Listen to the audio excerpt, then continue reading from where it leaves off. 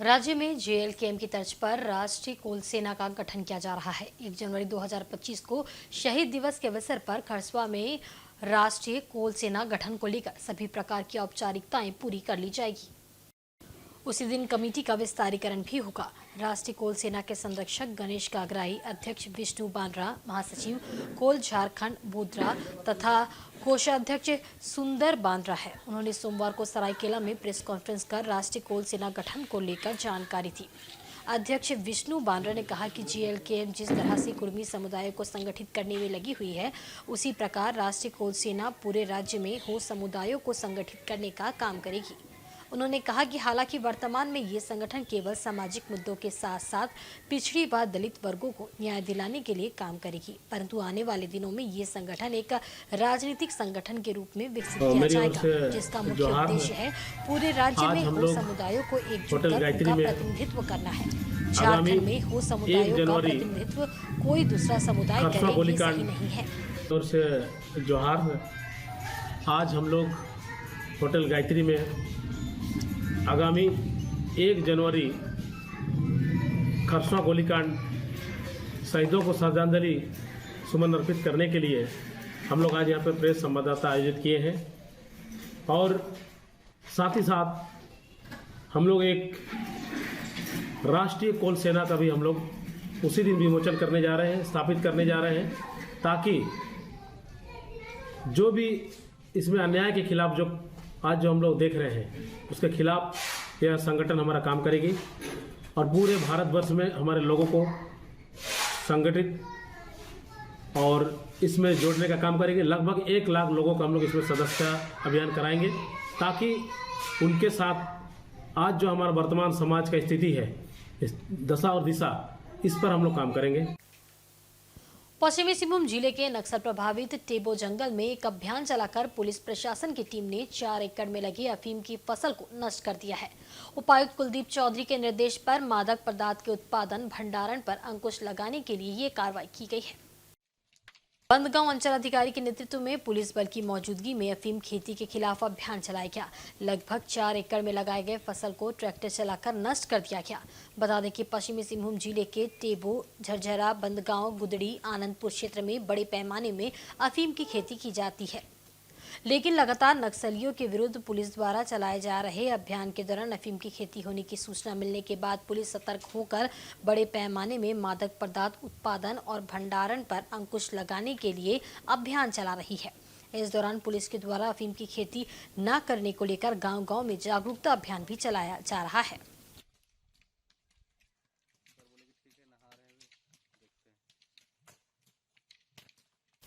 और चक्रधरपुर के पंडित हाथा शिव मंदिर में गिरिराज सेना के द्वारा नव वर्ष की पूर्व संध्या पर 31 दिसंबर को लिट्टी चोखा पार्टी का आयोजन किया जाएगा।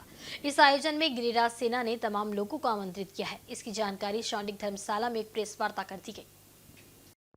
प्रेस वार्ता में गिरिराज सेना के उमाशंकर गिरी, फूलन देवगिरी, पूजा गिरी आदि मौजूद थे। उमाशंकर गिरी द्वारा बताया गया कि प्रत्येक वर्ष साल के अंतिम दिन 31 दिसंबर को गिरिराज सेना के संस्थापक दिवंगत नेता कमल देव गिरी के द्वारा लिट्टी चोखा पार्टी का आयोजन किया जाता था। इसी आयोजन को आगे बढ़ाते हुए इस साल भी लिट्टी चोखा पार्टी का आयोजन किया जाएगा। इस आयोजन में सभी लोग आमंत्रित हैं। इस आयोजन का उद्देश्य साल भर अपने विभिन्न कार्यों के कारण अपनों से दूर रहने वाले लोगों को करीब लाना है और समाज में भाईचारे का माहौल कायम करते हुए लोगों के बीच बेहतर संबंध बनाने की एक कोशिश है। गिरिराज सेना के द्वारा बताया गया है कि इसके बाद साल के पहले जनवरी महीने से ही गिरिराज सेना का सेवा कार्य शुरू हो जाएगा और सेवा कार्य को गरीब जरूरतमंद के बीच कंबल वितरण के साथ शुरुआत की जाएगी।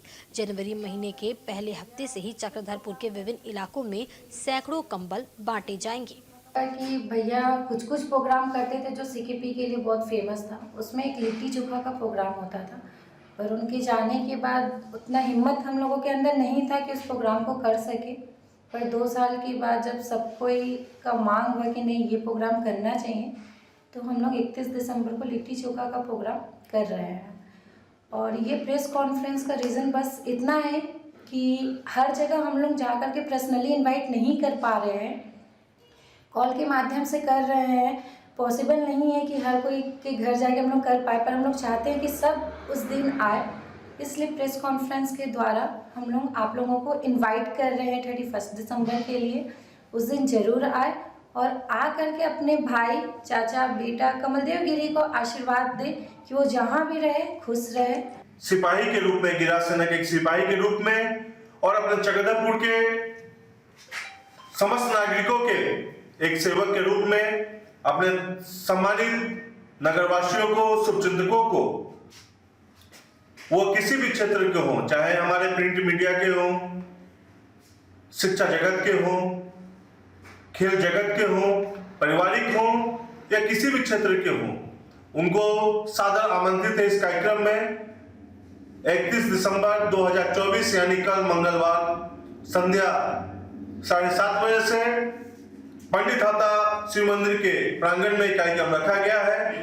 आप सभी तमाम परिवारजनों की उपस्थिति अत्यंत प्रार्थनीय है।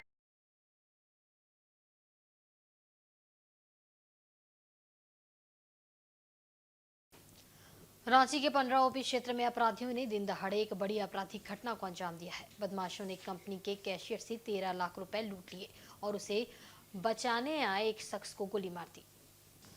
इस घटना में सुमित कुमार नामक व्यक्ति को गोली लगी है, जिनका इलाज मेडिका अस्पताल में चल रहा है। बता दें कि इस घटना में लोटस होटल के मालिक सुमित कुमार को गोली लगी है और उनकी हालत गंभीर बनी हुई है। मिली जानकारी के अनुसार सुमित के एक परिचित आशीर्वाद आटा के कैशियर सुमित कुमार गुप्ता 13 लाख लेकर होटल के नीचे मौजूद ICICI बैंक में पैसा जमा करने गए थे। इस बीच उन्हें लूटने के लिए कुछ हथियारबंद पहुंच गए। नजर पड़ते ही सुमित वहां पहुंच गए और बदमाशों से भिड़ गए। इसी दौरान अपराधियों ने उसको गोली मार दी, जिसमें वो जख्मी हो गए। फिलहाल पुलिस CCTV खंगाल रही है।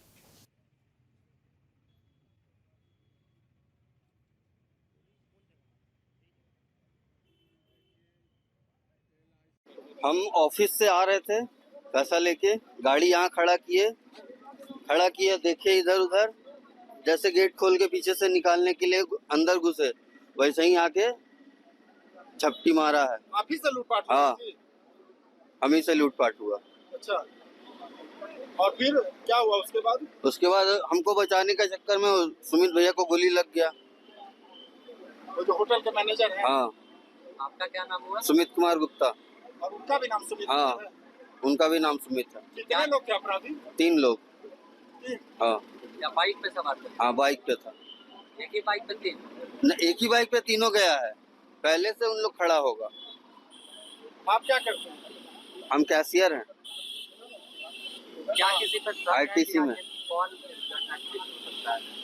ITC का कैशियर है हम। क्या लगता है कौन ऐसा घटना को अंजाम दे सकते हैं? नहीं, वो तो पीछा कर रहा था पहले से? नहीं, पीछा तो नहीं करा, वैसा तो हमको नहीं लगा, वैसा तो डाउट नहीं हुआ हमको, वैसा कुछ नहीं। तो 2 लोग आए उसको छिनताई करने के लिए, तो लूटपाट कर रहे थे। तो एक बगल का होटल स्टार का जो मालिक या मैनेजर है वो बचाने आए, तो उसी में उनको गोली मार दिया गया। तो अभी उनको गोली लगाया, अभी हॉस्पिटल मेडिका में एडमिट है। अभी हम लोग छानबीन कर रहे हैं। उसमें 2 दिख रहे हैं, एक बाइक पे करीब 3 है। हाँ, ब्लू कलर का। चलाने वालों की संख्या 2 थी। झारखंड की खूबसूरत वादियों में स्थित है सीताफॉल। यहाँ तक पहुँचने का रास्ता बेहद सुगम और सुविधायुक्त है। रांची रेलवे स्टेशन से इसकी दूरी लगभग 50 किलोमीटर है। रांची स्टेशन से यहाँ आने के लिए कैब या ऑटो का सहारा लिया जा सकता है। सैलानियों को ये खूब भा रहा है।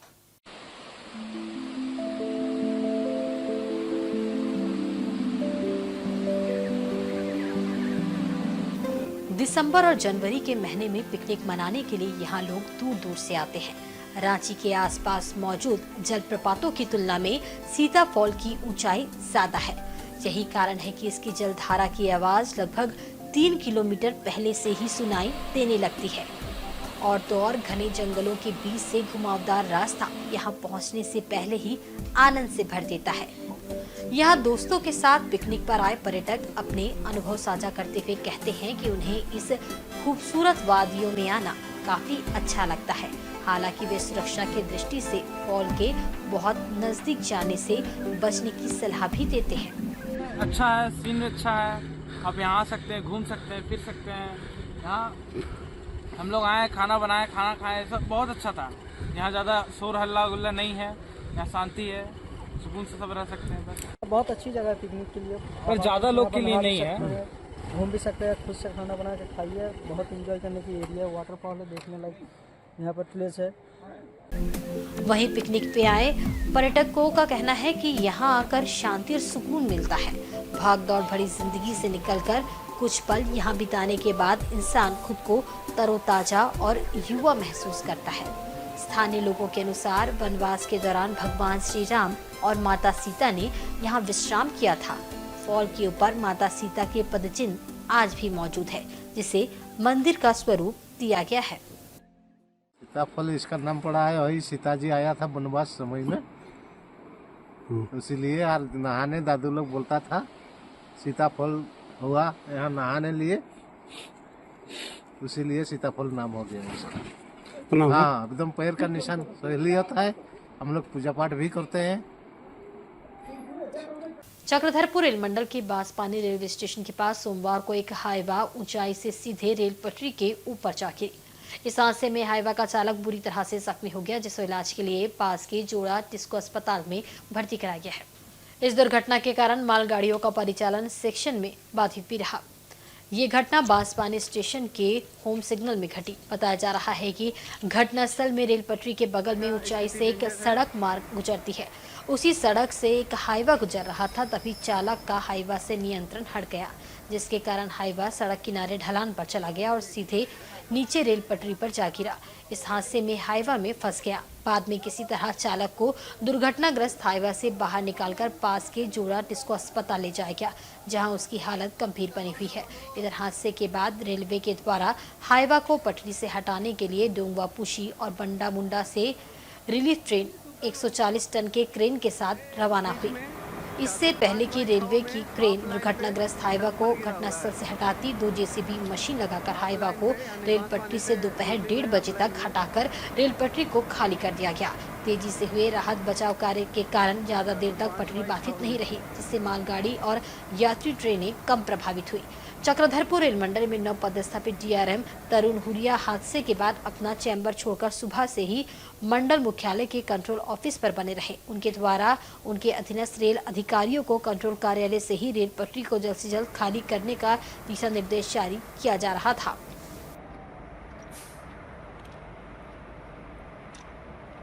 इधर सरायकेला जिले में स्थित चांडिल डैम इस पिकनिक सीजन में पर्यटकों की पहली पसंद बन गया है। बंगाल और उड़ीसा की सीमा से सटे इस पर्यटन स्थल पर रोजाना 10,000 से अधिक लोग पहुंच रहे हैं। प्राकृतिक सुंदरता और मनोरंजक गतिविधियों के कारण चांडिल डैम पर्यटकों के बीच लोकप्रिय हो रहा है। यहाँ पर्यटकों के लिए बोटिंग, स्केटिंग, झूले और अन्य कई आकर्षण हैं। बच्चों और परिवारों के लिए ये स्थल एक आदर्श स्थान बन गया है। पर्यटक न केवल पिकनिक का आनंद ले रहे हैं, बल्कि वोटिंग और अन्य गतिविधियों का हिस्सा बनकर यादगार अनुभव भी प्राप्त कर रहे हैं। कोलकाता से आई योगा टीम के सदस्य शालिनी घोष ने कहा कि उन्होंने वोटिंग का अनुभव किया, जो बेहद सुरक्षित और आनंददायक था। लाइफ जैकेट पहनाकर वोटिंग करवाई गई और व्यवस्था काफी अच्छी है। महिलाएं भी यहाँ सुरक्षित महसूस कर रही है। कोलकाता से आई हूँ और यहाँ पे वोटिंग करके बहुत अच्छा लगा। हम सब एक ग्रुप है, योगा ग्रुप, तो योगा ग्रुप से हम लोग एक साथ प्लान करके यहाँ घूमने आया और वोटिंग तो बहुत अच्छा है, बहुत अच्छा एक्सपीरियंस गैदर किया है हम, बहुत अच्छा है। कैसा हाँ, वो ठीक है, लाइफ जैकेट तो दे रहे हैं ये लोग, वो पहन के ही किया है, ठीक है, बहुत अच्छा है। और सिस्टम भी ठीक है, लाइन करके कोई एंट्री दे, हाँ वो ठीक है। पुलिस प्रशासन, पुलिस के साथ तो बातचीत नहीं हुई, लेकिन जो है यहाँ पे सिस्टम जो है वो अच्छा लगा है, कोई दिक्कत हम लोगों का नहीं हुआ। दिल्ली का माहौल अच्छा है, बहुत लोग आए एंजॉय कर रहे हैं, हम लोग इसमें आए हैं। सुरक्षा भी है, पुलिस भी है, कांस्टेबल लगे हुए हैं, तो ठीक है, चेकिंग है, टिकट जांच हो रहा है, भीड़ भाड़ नहीं है, ठीक है। वोटिंग जैकेट, लाइफ जैकेट भी वोटिंग पे देख रहे हैं, दिया गया सबको, जेंट्स को भी और लेडीज़ को भी, सबको देख के ही घुसने दिया है, चेक करके ही, अच्छा है। डैम क्षेत्र में सुरक्षा सुनिश्चित करने के लिए पुलिस प्रशासन ने व्यापक इंतजाम किए हैं। चांडिल थाना प्रभारी दिलशन बिरुआ ने बताया कि क्रिसमस और नए साल के अवसर पर पर्यटकों की भारी भीड़ को देखते हुए पुलिस बल तैनात किया गया है। ट्रैफिक और पार्किंग की समस्याओं को दूर करने के लिए अलग अलग चेक पोस्ट बनाए गए हैं। डैम क्षेत्र में पर्यटकों की सुरक्षा के लिए विशेष प्रबंध किए गए हैं। जो एरिया है पर्यटन स्थल वाला एरिया है, तो यहाँ पे जैसे अपना दिसंबर से ही आपका जैसे क्रिसमस के टाइम से आपका न्यू ईयर तक पूरे जनवरी तक काफ़ी ज़्यादा भीड़ रहती है पर्यटकों की। तो क्योंकि घूमने का इलाका है तो काफ़ी दूर दराज से लोग आते हैं, तो हमारे पास पहली प्राथमिकता यही है कि जितने भी लोग आते हैं उनको किसी तरह का परेशानी ना हो, और उसके लिए हम लोगों ने अच्छा प्लान करके जगह जगह फोर्स लगाया हुआ है। जैसे सबसे पहले कि चांडिल बाज़ार में आपका ट्रैफिक का इशू रहता है, तो इसके लिए हम लोगों ने फोर्स की तैनाती की हुई है। उसके बाद डैम एरिया जाने का रास्ता में जाम लगा रहता है, वहाँ फोर्स की तैनाती की हुई है। और जगह जगह चेक पोस्ट लगा दिया गया है ताकि पार्किंग में लोगों को दिक्कत ना हो। और जहाँ पे बोटिंग का एरिया है वहाँ भी फोर्स तैनात कर दिया गया है। और जितने भी कमेटी के लोग हैं उनके साथ में अपना समन्वय स्थापित करते हुए, तालमेल रखते हुए, जो भी वहाँ पर घूमने आ रहे हैं वहाँ पर उनको सुरक्षित बोटिंग कराया जाए, ये कोशिश किया जा रहा है। चांडिल डैम विस्थापित समिति के अध्यक्ष नारायण गोप ने कहा कि उनके द्वारा साफ सफाई और पर्यटकों की सुरक्षा पर विशेष ध्यान दिया जा रहा है। नशापान पर सख्त रोक है और पानी में गहराई से बचने के लिए वॉलंटियर्स पर्यटकों को जागरूक कर रहे हैं। पर्यटकों को बोटिंग का आनंद दिया जा रहा है, सुरक्षा व्यवस्था बनाया हुआ है, सबको शांति रहे, आनंद उठाएं। और बच्चा लोग का मनोरंजन का खिलौना है, मैंने आके देखें, मैंने जंपिंग करें, स्टिकिंग करें, जो सुविधा क्या यहाँ बोटिंग के लिए जो आए हैं वो सुरक्षित रहें, व्यवस्थित ढंग से करें। जैसे यहाँ नशापान नहीं करें प्लेस में ये सब, और पानी में ना जाएं, उसका सुरक्षा वॉलंटियर रखा गया है, जो आप बीच बीच में सबको सूचित किया जा रहा है कि भाई आप लोग पानी गहरा है, पानी में ना जाएं, दूर से ही सेल्फी लें या चाहे दूर से ही पानी का आनंद उठाएं। और हमारे जो प्रशासन है वो लगातार ड्यूटी में है कि कोई कहीं किसी से कोई घटना ना हो। चांडिल डैम इस समय पर्यटकों के लिए न केवल मनोरंजन का केंद्र बना हुआ है बल्कि स्थानीय अर्थव्यवस्था को भी बढ़ावा दे रहा है। साफ सुथरी व्यवस्था, मनोरंजन की विविधता और पुलिस प्रशासन की चाक चौबंद सुरक्षा के चलते ये क्षेत्र नए साल का जश्न मनाने वालों के लिए आकर्षण का केंद्र बना हुआ है। सरायकेला से संजीव मिश्रा की रिपोर्ट।